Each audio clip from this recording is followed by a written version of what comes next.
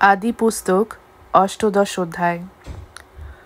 পরে প্রভু মামরের ওক কুঞ্জে তাকে দেখা দিলেন। তিনি দিনের সবচেয়ে গরম সময়ে তাঁবুর প্রবেশদ্বারে বসেছিলেন। চোখ তুলে তিনি দেখতে পেলেন কারা ৩ জন তার সামনে দাঁড়িয়ে আছেন। দেখা মাত্র তিনি স্বাগত জানাবার জন্য তাঁবুর প্রবেশদ্বার থেকে তাদের কাছে ছুটে এগিয়ে গিয়ে মাটিতে প্রণত হলেন।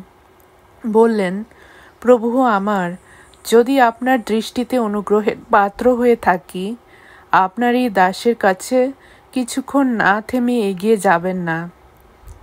আমি এখন কিছুটা জল আনতে বলি, আপনারা পা ধুয়ে নিয়ে এই গাছের তলায় বিশ্রাম নিন। আমি কিছুটা খাবার নিয়ে আসি। আপনারা পথে এগিয়ে যাবার আগে আপনাদের প্রাণ জুড়িয়ে যান। এই কারণেই তো আপনারা আপনাদের এই দাসের এই পথ দিয়ে